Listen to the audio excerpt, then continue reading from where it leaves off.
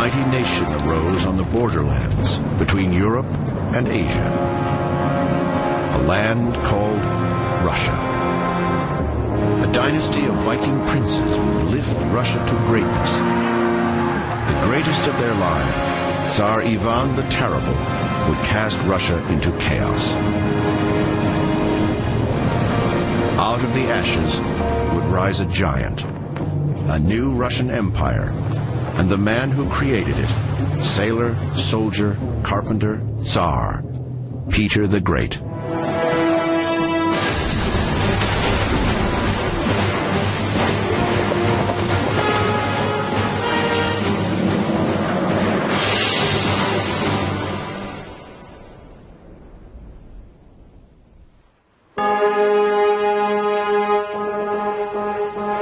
Russia. In the words of Winston Churchill, Russia is a riddle wrapped in a mystery, inside an enigma. Even today, years after the fall of communism, Russia retains a sense of mystery, and Russia's history remains a riddle. There's no question in my mind that there is not one Russia, but that there are many Russias. And there's also very little question in my mind that there are many different Russian histories. Is there a Russian nation? Yes, there is a Russian nation. What is it? 1,000 different things, depending on what you want it to be. What makes Russia particularly different is firstly its sheer size. It is, after all, the biggest country on earth. And secondly, I suppose, the fact that it is Europe, but then again it isn't quite Europe. The enigma that is Russia begins long ago, before Stalin, before Lenin, before the Reds took power. Russia was ruled by the Romanov dynasty for 300 years. Yet even the Romanovs are relative newcomers. The birth of the Russian Empire reaches back over 1,000 years to an age when history tangled with myth and a nation found its identity in a mystical faith. At its peak, the empire of the Tsars would span 1/6 of the globe. From the glories of St. Petersburg and Moscow, across the endless forests of Siberia, to the shores of the Pacific and beyond. The land which is currently Russia is, of course, enormous. The distance between one end of the Russian Empire and the other end of the Russian Empire is the same as the distance from Moscow to Chicago. And part of the story of the history of Russia is the filling up of that space. The land that would be Russia was never a single country. The Russian people, never a single race. Turks and Slavs, Mongols and Finns, Russia is a nation of many nations, a land not of one people, but of many different peoples. All those groups have different patterns of settlement, obviously speak different languages, and have no sense of being part of a coherent land at all. Before Russia became a nation, what connected the people of the Eurasian frontier were rivers, endless, awesome rivers. Rivers were the highways, rivers were the roads, the rivers were the connections between the widely scattered populations. The rivers provided the force lines drawing people together. The rivers are absolutely essential to the expansion of the Russians in every direction and to the creation of this kind of enormous state. Without the rivers, they could never have held it together. In the 9th century, Viking warriors sailed down the rivers at the edge of Europe, the Dnieper, the Don, the Volga. The Vikings pioneered new trade routes, a shortcut to the riches of the Orient, Arabia, and Constantinople. Natives along the rivers called the Vikings the Rus, and as the Vikings battled and bartered their way to power, the frontier between Europe and Asia became known as the land of the Rus, Russia. One of the stories of Russian history is how gradually links are forged in a very small way. Strands emerge, beginnings of connections happen and begin to intertwine. When one turns round and, good heavens, we have a place called Russia. By the late 10th century, the land that would be Russia was a patchwork of warring city-states. Rival Viking princes battled for supremacy. The greatest of these ancient cities was Kiev, and Vladimir, Grand Prince of Kiev, was the most powerful man of the land of the Rus. But Vladimir wasn't content to be first among equals. The Grand Prince sought greater power, to reign over the Rus as a God-given ruler. One of the things which a would-be ruler of that large and diverse land needed was some central focus of authority, some sort of central cult which would give him a legitimacy and authority beyond simply the use of military force. In the legends of Russia's birth, Prince Vladimir searched for a single religion to bind together the many pagan peoples of the Rus. According to ancient texts, Vladimir sent out emissaries and met with the Jews, the Muslims, and the Catholics in a quest to find the one true faith. Then his men came to Constantinople. Here, in the heart of the Christian Orthodox world, Vladimir's envoys at last found the power and glory their Grand Prince craved. The envoys went to Constantinople and were so impressed by the sheer aesthetic beauty of it. We saw such beauty there, we did not know whether we were in heaven or on earth. We only know that God must live in that place. Constantinople's might and splendor helped convince Vladimir to convert to the Orthodox faith. Then, as God's agent on earth, he commanded his subjects be baptized as Christians, or face his wrath. Prince Vladimir had united the land of the Rus with religion, but at his death, he left his kingdom divided among his sons. Civil war between rival brothers threatened to tear the kingdom apart. One of Vladimir's heirs, Sviatopolk, was determined to rule all by himself. But he feared that his brothers Boris and Gleb would stand in his way. Boris and Gleb were not interested in seizing power, but Sviatopolk doesn't trust them. He's described in the text as lawless, as though he were outside Christian morality. And he decides to kill them. Boris was alone at prayers when his brother's henchmen found him. He knew a fight for the throne would tear his beloved land apart. He chose instead to die without resisting. To die to save the soul of Russia. The murderous drama was repeated as the killers slaughtered the tyrant's other brother, Gleb. They fell upon him like wild beasts and overcame him by piercing him with sharp blades. Sviatopolk's treachery ignited open war. The Rus arose to avenge the blood of the martyrs. Ironically, the tyrant was driven into exile, while Boris and Gleb were invested with divine power, canonized as the first saints of the Russian Orthodox Church. Their sacrifice consecrated the new faith of the Rus with holy Russian blood. That's the significance of Boris and Gleb. They're innocent sufferers. They accept the blows of the lawless Sviatopolk, and in accepting those blows, they act out the passion of Jesus. In the bloody slaughter of Boris and Gleb, Russia's church and Viking rulers had achieved a holy glory and divine authority. For Russia, the blood had just begun to flow. In time to come, invaders from the east would turn the land of the Rus into their stomping grounds, the Mongol Khans of the Golden Horde.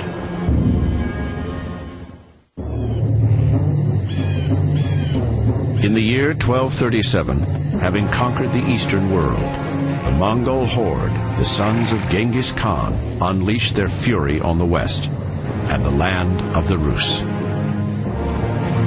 The Mongol horde was the greatest war machine in history. Tens of thousands of men on horseback, organized to murderous perfection. In just 3 years, they subdued almost all of Russia.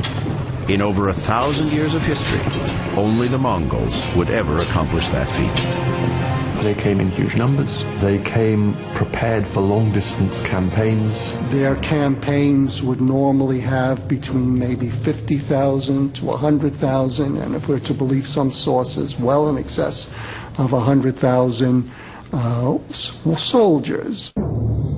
Mongol warriors trapped Russian armies and cut them to pieces.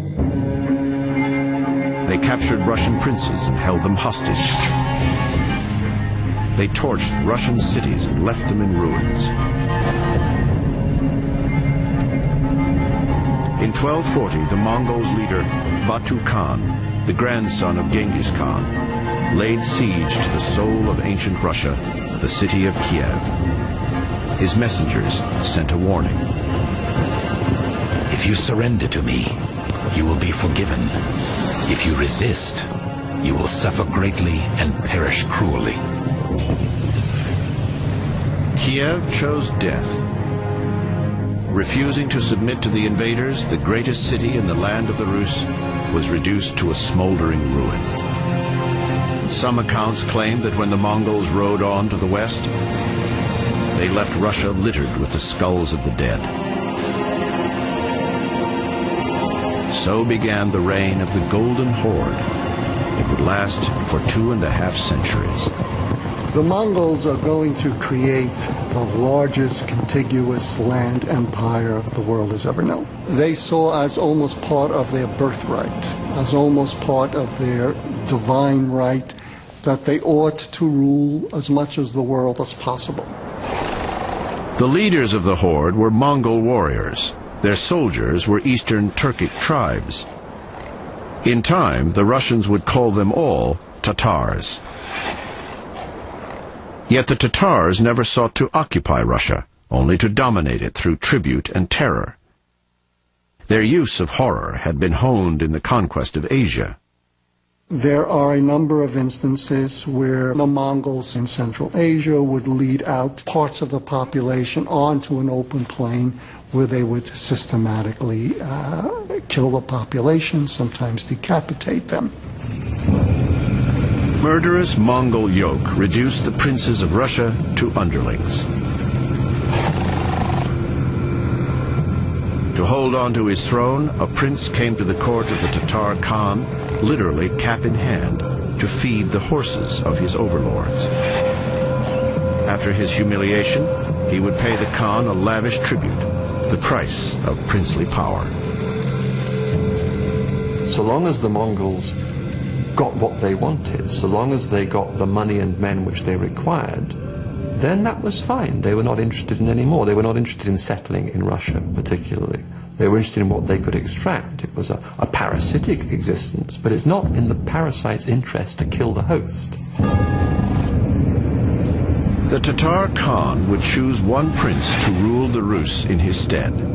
The donor of the richest tribute was awarded the honored title Grand Prince of Vladimir, the Prince of Princes.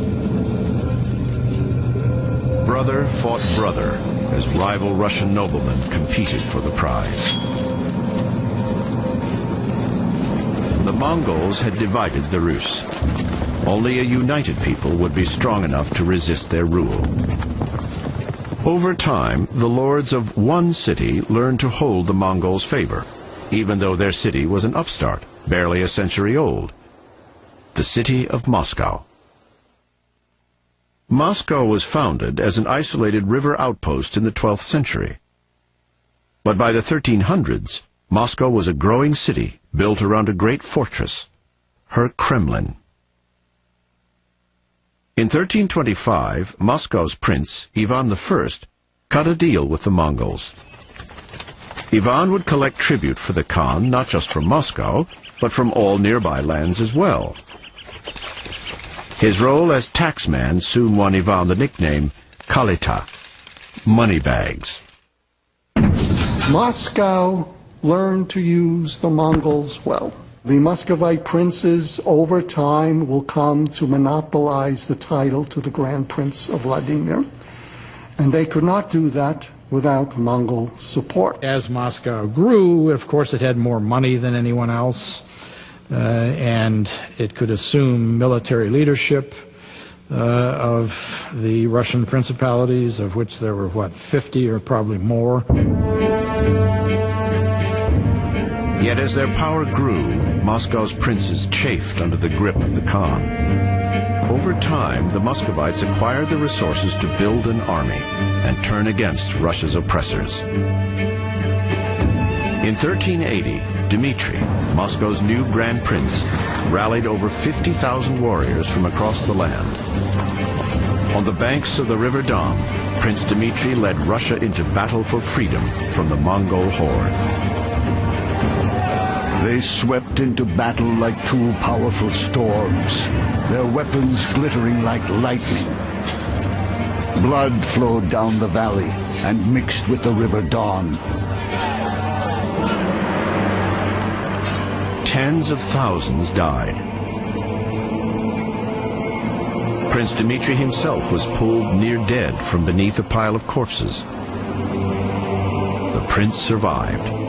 The Russians had won the battle, but the Mongol yoke was by no means broken.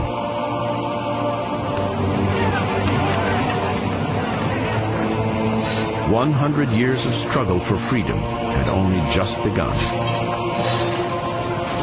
There was no set-piece occasion on which the Russians said, "Mongols, you are going," and the Mongols said, "Oh no, we're not," and the Russians said, "Oh yes, you are," and the Russians then threw them out. The end of Mongol rule was a process, not an event. As internal power struggles splintered the Mongols into rival factions, Moscow rebuilt and grew. By the late 15th century, the wealth and power of Moscow's new Grand Prince, Ivan III, rivaled even the Mongol Khan. For 2.5 centuries, Russian rulers had paid the Khan for the privilege of power. In 1480, Ivan of Moscow cut the Mongols off. Ivan III eventually said, "No, we're not going to pay tribute anymore, as if you were our overlords. We will simply not do this anymore, and see what you can do about it."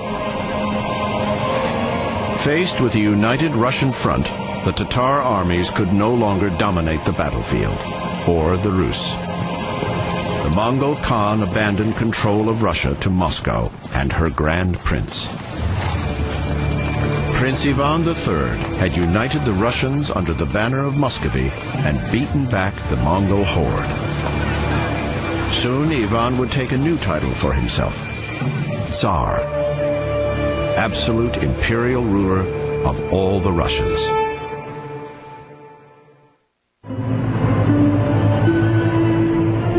In 1453, Constantinople, the holy city of Orthodox Christianity, fell to Muslim invaders. The Eastern Roman Empire, Byzantium, was dead. A new empire, a new emperor, would soon arise. In the Orthodox Christian citadel of Moscow, Grand Prince Ivan III began to transform his dominion into a holy Russian empire. For centuries, the Byzantine double eagle had been the symbol of absolute authority. Ivan now claimed it as his personal emblem. To lift his line to imperial blood, he took a wife, Zoe, a niece of the last Byzantine emperor. Moscow's royal family even devised a new family tree, tracing their line back to Rome and the Caesars. Ivan III's wife was quite influential in telling him, you no longer need to be the first among equals, but you need to be the autocrat, the Tsar, the Caesar. And so, in 1493, the Muscovite prince began to adopt the imperial title of the Byzantine emperors, Tsar, Russian for Caesar. As Prince Ivan remodeled himself as a Russian Caesar, he remade Moscow and its Kremlin into a new Rome, an imperial, holy city. Rome, an imperial, holy city. Ivan brought in the finest architects from Italy. He charged them to raise monuments to God's glory, and Moscow's power. The Kremlin becomes a sacred Christian center. That is where the great cathedrals of Moscow are built. You might liken it to the imperial city in Beijing and the Chinese emperor's sacred inner city. For a finale, Ivan's architects enlarged and restructured the Kremlin fortress itself. They encircled it with stone ramparts 16 feet thick and crowned by 19 towers. A royal city within the city, filled with palaces, armories, and churches.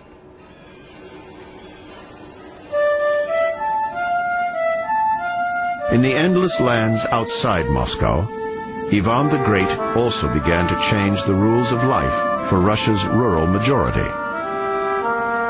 Once, peasants had been free to farm wherever they found open land. By paying tax or tribute, they could grow crops on fields belonging to noblemen or the church. If the land grew tired or taxes too heavy, the farmers moved to greener pastures. Tsar Ivan issued decrees crippling the peasants' traditional right to roam. Now, only once a year, in the depths of the frigid Russian winter, could peasants leave one landlord for the fields of another. The peasants were not yet serfs, slaves bound to the land, but Ivan had begun their journey into bondage. Ivan's death in 1505 would bring his son Vasily to the throne. And perhaps the most historic act Vasily Ivanich would make was not as an empire builder, but as a lover. Behind the gates of a convent, the prince locked away his first wife, Salomea. She had failed to give him a child, and so he took a new bride, Elena. The Orthodox Patriarch of Jerusalem condemned Vasily's sinful second marriage. You will have a wicked son. Your states will be prey to terror and tears. Rivers of blood will flow. Your cities will be devoured in flames.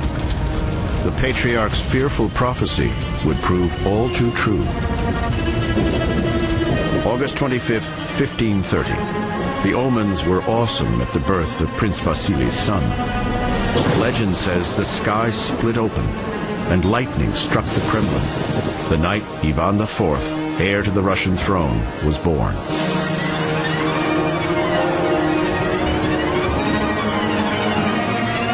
Bells spread the news across the land. Far to the east, a Tatar prince, the Khan of Kazan, warned that Russia's new prince was born a monster. A sovereign has been born to you, and he already has 2 teeth. With one, he will devour us. With the other, he will devour you. The tyrant history would remember as Ivan the Terrible had been born. But almost from birth, young Ivan was a prisoner of the Kremlin and its intrigues. The death of his father Vasily, when Ivan was only 3, set off a deadly power struggle. The young Grand Prince watched as Russia's powerful noblemen, the boyars, fought for control. Moscow's high priest, the Metropolitan, was battered and broken before his eyes. The boyars ruled. They ruled very poorly. Each one of these cliques tried to steal as much as possible, to grab as much property as possible, to break the treasury. Between his birth and by the time he came of age in 1547 and became crowned Tsar, there are at least 14 murders that took place. Bitter intrigues swept the Kremlin. Even Ivan's mother, his crown regent, may have been a victim. She died when he was just 7, poisoned, some claimed, by rivals trying to seize the powers of the throne. As he came of age in a climate of violence, Ivan soon showed a cruel streak. When he became an adolescent, he was quite wild. Sometimes he would amuse himself by throwing dogs and cats out of the belfry of the Ivan the Great Cathedral. So the cruelty had been nurtured in him from his childhood. Whenever he could, he escaped outside the Kremlin. He hunted, he read, and he plotted his revenge.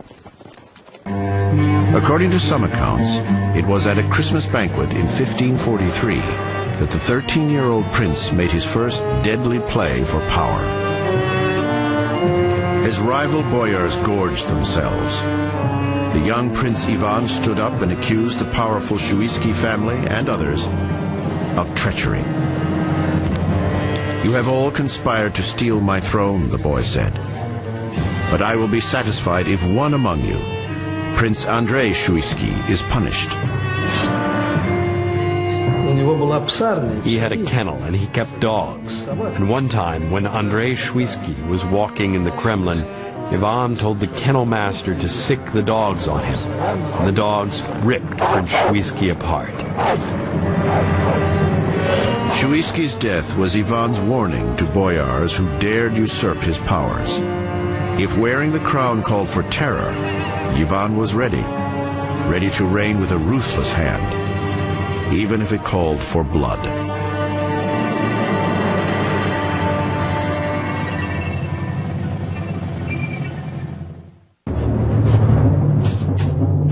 Murder, intrigue, treachery. Prince Ivan of Moscow came of age watching boyars wage a ruthless struggle for the power of his crown. When the time came to claim his birthright, the Grand Prince made it clear. The boyar's struggle was over. The crown and the power belonged to Ivan alone. January 1547. The cathedrals of the Kremlin glittered with splendor for the coronation of Ivan Vasilievich. Not content to be crowned merely Grand Prince, 16-year-old Ivan reached into the past for the authority of an emperor. He resurrected a title used only occasionally by his grandfather, Ivan the Great, the old Russian word for Caesar, Tsar. The formal adoption of a coronation ceremony of Ivan IV as Tsar was part of the process of transition from a Muscovite principality to a Russian empire. The term Tsar is not an official title. It's not going to become an official title for the Russian rulers, the Muscovite rulers, until Ivan the Terrible in 1547. The first prince formally crowned Tsar, Ivan's imperial title echoed the awesome scope of his realm. From the Ural Mountains at Europe's eastern edge to the headwaters of the great Dnieper and Volga rivers, Russia already spanned close to 1 million square miles, twice as large as England, France, and Spain combined. And across all that land, one man reigned supreme. Under Ivan, all power was concentrated in the hands of the Tsar. The aristocracy held no hereditary land or power. The nobles, called boyars, owed their post and authority directly to Tsar Ivan. Nobody had any individual rights that he was born with. These people, boyars, they were made by the state, appointed by the state, and if the ruler felt like it, could be removed by the state. And everybody knew it. The Tsar's powers were absolute, a tradition Ivan's successors would defend to the death of the Russian Empire.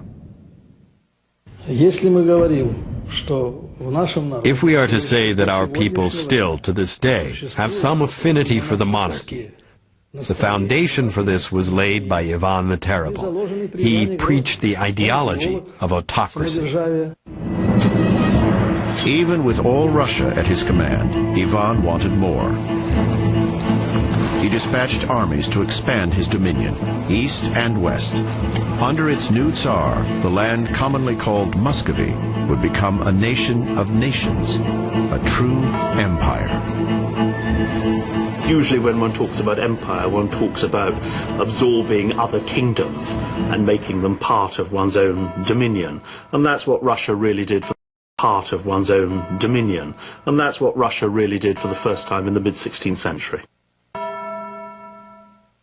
In 1552, Ivan and his army lay siege to the Tatar stronghold of Kazan. The fortress of the Khan commanded the lower Volga, the Viking trade route to the riches of the Orient. Ivan prayed before holy relics, while his warriors stormed the gates. The Tatar fortress fell. Ivan's eastern armies never looked back. By 1556, Russia ruled the Volga river route all the way to the Caspian Sea. Kazan and Astrakhan, lands that had long been the Tatars' home, now belonged to the Tsar of Russia. During the reign of Ivan the Terrible, he expanded at the rate of something like, on the average, 50 square miles per day during his reign. It was an extraordinary thing, a feat bested only by Americans in their drive toward the Pacific from another coast. To commemorate his victories, Ivan erected a spectacular holy tribute in the heart of Moscow. The Cathedral of Vasily Blazhenia, St. Basil the Blessed. A masterpiece of art and architecture, St. Basil's would become a symbol of Russia itself. Ivan's passion for land and power was matched in those years by passion for his wife, Anastasia. His bride came from a family destined for the pinnacle of greatness. Anastasia was born a Romanov. When she was his wife, the Tsaritsa, he loved her very much. There were no executions. He behaved very well. All of his contemporaries remember this as the finest time of his reign. Tsar Ivan was in his glory. His court was rich and strong, his empire expanding. His influence was sought by the Poles, the Germans, the Turks, even the English. And in 1554, his wife, Anastasia Romanova, delivered the Tsar a healthy heir to the throne, a Tsarevich, Ivan Ivanich. Then, in 1560, fate seemed to turn against Ivan. A devastating fire swept across Moscow. Anastasia fell sick with a terrible fever. The Tsar prayed for God to spare his beloved. His plea was met only by Anastasia's death. A new and terrifying Ivan emerged from the ordeal. The fears of his youth revived. Poison had taken his mother. Had Anastasia been poisoned too? Was his throne now the object of a dark conspiracy? After the death of Anastasia, that particular death is really part and parcel of a much larger complex, of which Ivan no longer can begin to trust completely the Boyar families that are around him. The Tsar turned on his advisors, military heroes, trusted noblemen. They were cast into prison, subjected to torture, banishment, or worse. A bitter saying was born: the closer to the Tsar, the closer to death. The Tsar came to be known as Ivan Grozny, a word that translates as awesome or dread, but most commonly as terrible. The nickname Terrible came from Ivan Vasilievich Grozny himself. In his own essays, he would state, a Tsar has to inspire terror. That is, he wanted to be called that. The Tsar of Terror alienated even his closest allies. In 1564, Ivan's top general, Andrei Kurbsky, fled the field of battle and defected to Russia's enemies. Soon after, an angry letter from General Kurbsky arrived at the Tsar's court. Monarch who was once blessed by the Lord, but who is now corrupt to the depths of his soul, why have you murdered the illustrious warriors whom heaven had given you? Kurbsky's accusations fueled Ivan's rage to the breaking point. All of this together seems to intimate to Ivan that he still has very real internal enemies. Finally, on a December day in 1564, Tsar Ivan threw his empire out the door. Faced with another power struggle, he chose instead to quit the Kremlin. He appealed in a letter to the Moscow people, complaining that he was leaving the post of Tsar because he was not being allowed to rule, that they are stealing, and he is not being allowed to punish them. The Tsar wasn't just going on a trip. He was moving out for good. With a heart filled with sorrow, no longer wishing to endure your betrayals, we have given up governing the country and have left to settle in whatever place God may lead us. Ivan Grozny, Ivan the Awesome, the Dread, Ivan the Terrible, had renounced his throne. The empire had no Tsar, the people no master.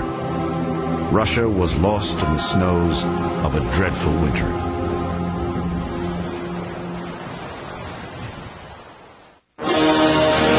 December 1564. Tsar Ivan IV abandoned the Kremlin and renounced his crown. Ivan had been Russia's sovereign for over 30 years. Without the Tsar, the Russian people feared the country would fall apart, which was just what Ivan was counting on. By abdicating, he removes himself from the religious and also the political constraints that bound him when he was an official Tsar. This was a coup d'etat, which he performed because he knew he was going to be asked back to be the Tsar.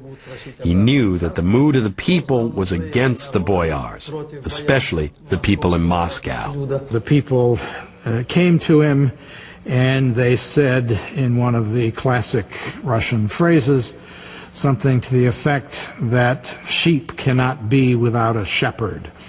You may do whatever you want. Ivan agreed to return, but only on one condition. He must have a free hand to rule Russia as he pleased and punish his enemies any way he chose. 2 days after Ivan's return, the terror began. At the foot of the Kremlin walls, Ivan slaughtered his so-called enemies. He ordered the execution of hundreds, nobles, counselors, even priests.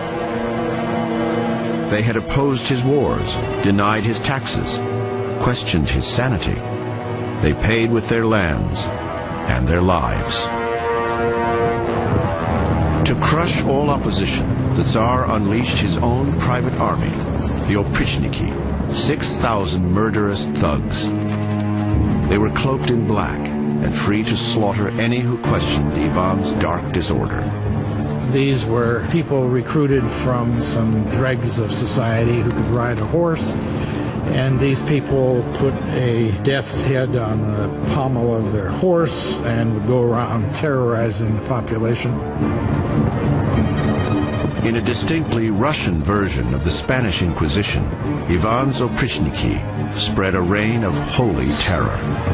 They would dress like monks.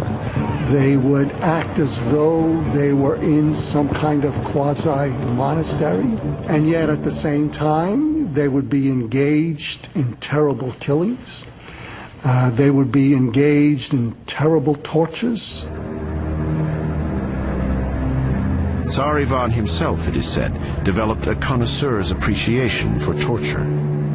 He would sometimes even invent special executions, which were not just executions, but also showpieces. For example, he would blow monks up on top of a powder keg. He would say, "You want to be like the angels? Well, here you go." Ivan's atrocities fused with mysticism. To purge the earth of his enemies, he would massacre not just noble boyars, but their entire families. What it does is to leave no one of the family to pray for the dead.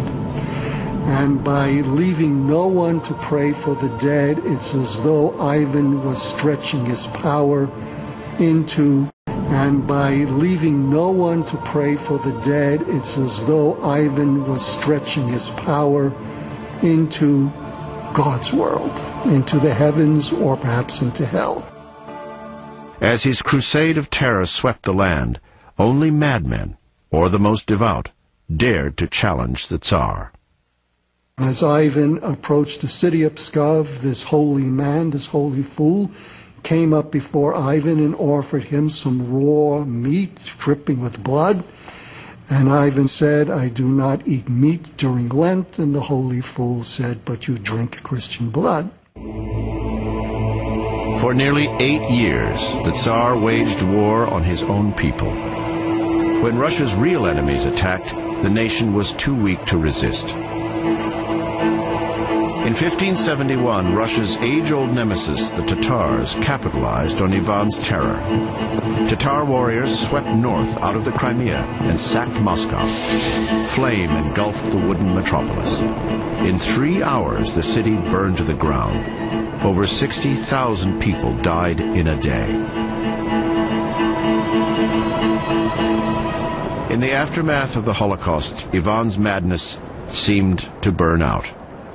Faced with a ruined capital and a shattered land, the Tsar abolished his terrible army of Black Riders.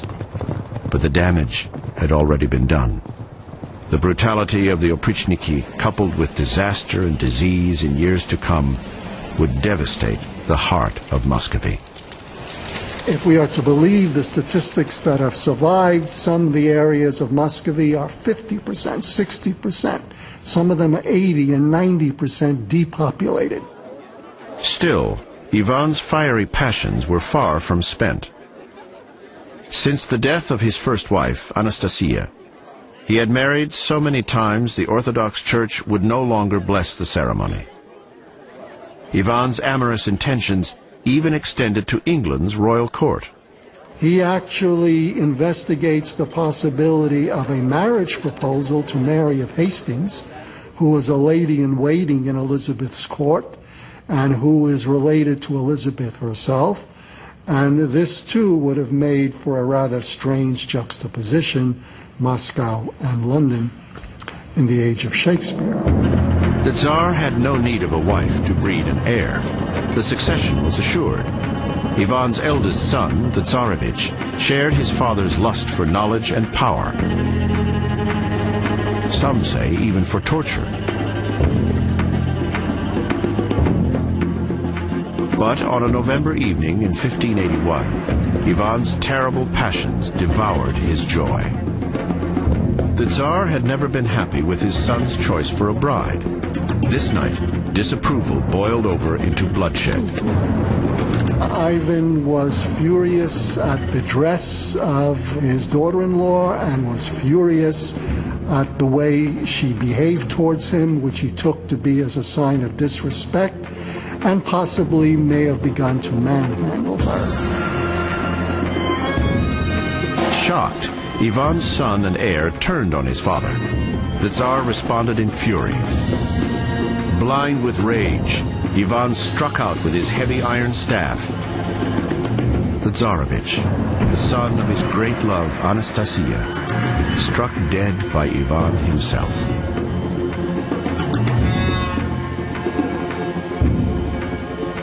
With the death of his heir, Ivan's life seemed to unravel. Accounts say the Tsar felt haunted by the thousands he'd had killed, not least the murder of his own beloved son. He had executed a great number of people, and as a religious person, he tried to seek absolution for this sin, the terror. As part of that, he ordered that the names of all those who perished during the terror be written down. According to legends, at the age of 53, Ivan convened a congress of mystics and stargazers to peer into the future. What they foresaw was his death. They even named the date, March 18th, 1584. Ivan was playing chess on the eve of the 18th. Not long before midnight, the Tsar fell dead.